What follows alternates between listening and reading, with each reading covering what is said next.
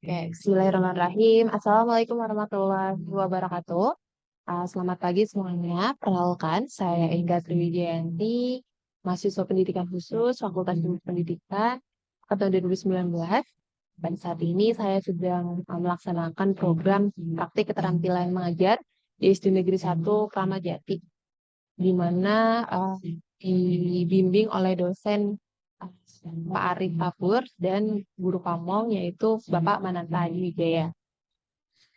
Pada kesempatan yang baik hari ini, saya akan mempresentasikan kaitannya dengan RPPI atau yang kita sebut juga rancangan pelaksanaan pembelajaran individu. RPPI ini sebenarnya hampir sama dengan RPP pada umumnya, eh, namun pembedanya adalah ada kata individu di RPP-nya, artinya tujuan dari RPPI ini itu untuk dikhususkan untuk individu yang mengalami kebutuhan belajar yang berbeda dari anak pada umumnya. Gitu. Sebelumnya saya izin share screen contoh dari RPPI yang telah saya buat. Semoga terlihat dengan jelas. Saya akan menjelaskan kaitannya komponen dari RPPI ini. Komponen dari RPPI ini terdapat identitas sekolah dan identitas tema dan subtema yang akan dipelajari oleh anak, disesuaikan dengan tingkat belajar anak. Lalu ada kompetensi inti, ada kompetensi dasar yang disesuaikan dengan grade anak, lalu ada indikator. Nah, untuk indikator yang ada pada layar ini, indikator ini dibuat dilatar belakangi oleh hasil dari PPI atau program pembelajaran individu, di mana PPI ini dibuat dari hasil asesmen anak. Gitu. Jadi PPI telah dibuat, maka ditentukan tujuan jangka pendek, jangka panjangnya, dan indikator ini disesuaikan dengan tujuan jangka pendeknya dari PPI itu. Saya memiliki case atau contoh ya dari case saya, yaitu Andika misalnya. Andika ini memang belum bisa membaca atau mengeja kata yang berpola KV, KVK misalnya gitu. Maka saya membuat indikator, contohnya pada indikator 3.2 menyusun kata jumlah 2 suku kata dengan pola KV-KVK tentang keberagaman dalam sebuah teks cerita yang disajikan, lalu keterampilannya menyembunyikan huruf vokal dan konsonan yang terdapat di dalam kata dengan pola KV-KVK dalam teks. Singkat ceritanya, untuk pembelajaran anak ini, saya menuliskan juga tujuan jangka pendeknya anak bisa membaca kata dengan kandungan diftong dan digrafnya. Lalu setelah disusun dengan indikatornya, maka ada tujuan pembelajarannya, gitu ya, disesuaikan dengan indikator yang telah dibuat tadi. Lalu ada materi yang akan digunakan pada saat pembelajaran. Nah, selanjutnya adalah strategi dan metode. Strategi dan metode ini, saya mengambil strategi inquiry terbimbing dan metode multisensory approach atau PAKT ya, bahasa umumnya PAKT, visual, auditory, kinestetik, dan taktil.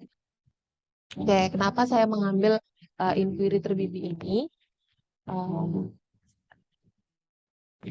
Pengambilan strategi inquiry terbimbing ini didasari oleh konsep dari strategi inquiry tersebut. Gitu.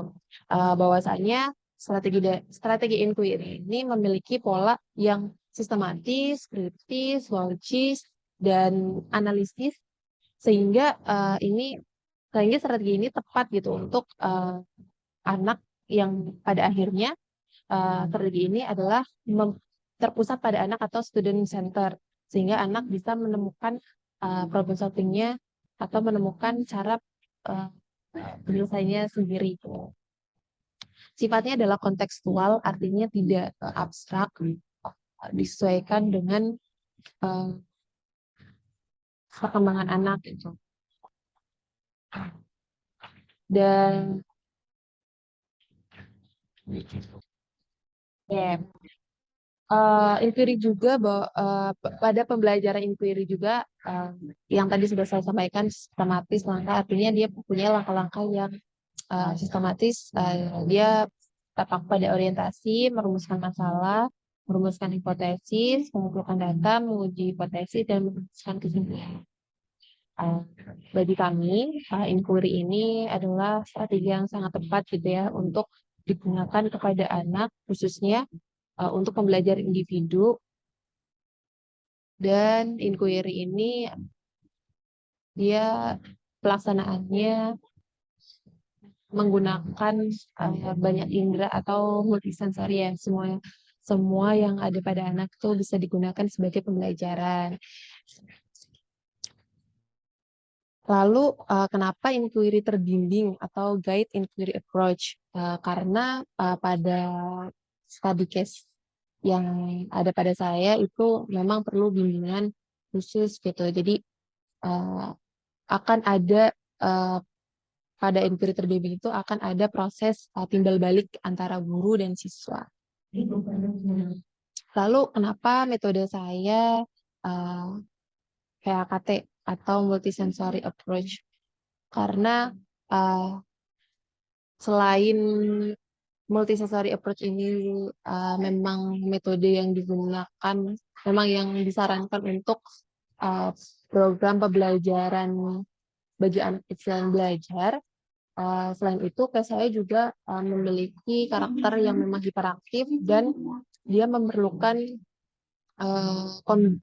kombinasi inderanya gitu untuk digunakan seluruhnya sehingga tidak ada distraksi yang ada pada dirinya sehingga anaknya itu lebih fokus. Sehingga saya memilih gitu multisensory approach. Ini itu latar belakang uh, pemilihan strategi dan metode yang saya lakukan. Lalu komponen dari RPPI selanjutnya ada media dan alat. Medianya ini saya akan membuat papan huruf yang nantinya akan ada bagian untuk menulis siswa melalui plastik sehingga bisa dihapuskan seperti papan tulis.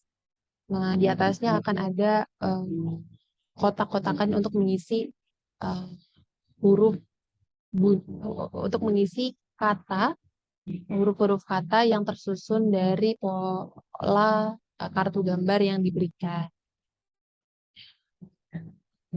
Dan akan ada huruf yang timbul dari L-nya gitu sebagai proses sahabat. Lalu selanjutnya poin H ada kegiatan pembelajaran. Kegiatan pembelajaran ini saya contohkan di pertemuan 1. Seperti biasa ada kegiatan pendahuluan atau apersepsi. Dan terlampir di layar. Lalu kegiatan inti pada intinya guru memberikan kartu gambar kepada peserta didik lalu menuliskan untuk diamati. Karena ini inquiry terbimbing maka ada proses timbal balik yang konstan gitu. Jadi kepada kegiatan inti ini penggunaan indera bagi anak gitu ya dalam pembelajaran itu diutamakan seperti visual. Jadi anak diminta untuk melihat apa yang dia lihat melalui kartu gambar dan melihat huruf-huruf yang akan digunakan untuk menyusun dari bunyi kata di kartu gambar tersebut. Lalu auditorinya di sini grup gitu ya memberikan pendiktean bunyi misalnya buku, maka intonasinya, artikulasinya dan huruf-huruf konsonannya harus jelas sebagai auditorinya. Lalu kinestetiknya akan ada siswa diminta untuk menuliskan kata atau huruf yang dia lihat sebagai contoh. Lalu taktilnya itu dia diminta untuk menempelkan hurufnya itu di papan flanel yang ada di bawah papan bawahnya. Itu gambaran juga sebagai medianya. Ini tuh untuk kegiatan intinya. Dan ini mengedepankan timbal balik dan bagaimana guru bisa menarik perhatian anak untuk fokus karena tadi case-nya memang fokus. Lalu ada kegiatan untuk itu langkah-langkah pembelajaran terampil mungkin lebih detail ya di pause. Lalu komponen EPPI selanjutnya adalah penilaian hasil belajar. Tentu saja harus ada penilaian dari hasil belajar. Aspek penilaiannya ada sikap, seperti rasa ingin tahu, jujur, teliti, cermat, tekun, bertanggung jawab, juli, sopan santun. Jenis penilaiannya pengamatan dan algoritmanya skala penilaian. Ada pengetahuannya juga, didik mampu menyusun huruf yang diberikan menjadi kata jumlah 2 sampai 3 subkata berpola KVKV, KVK, dan KVKVK sesuai dengan instruksi. Lalu peserta didik mampu membaca kata yang sudah disusun. Peserta didik mampu menulis kata tersebut dengan baik dan benar.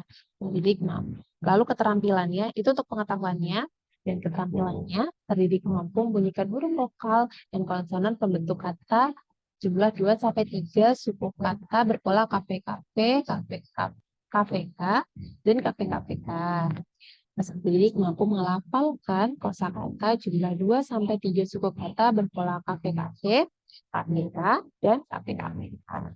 Kalau ada salah sikap, itu dalam tiap-tiap pertemuannya, misalnya ada kriteria penilaian dari sikap saya diri, tanggung jawab, dan disiplin.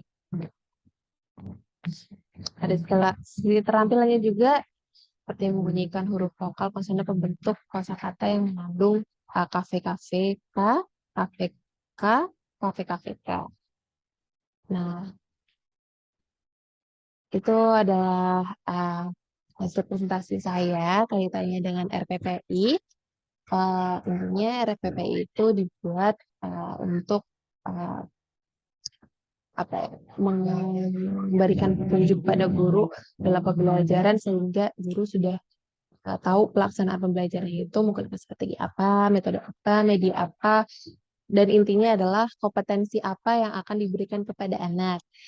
Dan RPPI sendiri ini adalah rancangan pembelajaran individu yang ditunjukkan oleh individu yang membutuhkan kebutuhan belajar berbeda dari teman atau anak pada umumnya gitu. Itu saja yang bisa saya sampaikan. Kurang lebihnya mohon maaf apabila ada kekurangan. Mohon saran kritik yang membangun bisa disampaikan secara saya langsung ataupun melalui platform-platform media yang bisa terhubung langsung dengan saya. Kurang lebihnya mohon maaf. Assalamualaikum warahmatullahi wabarakatuh.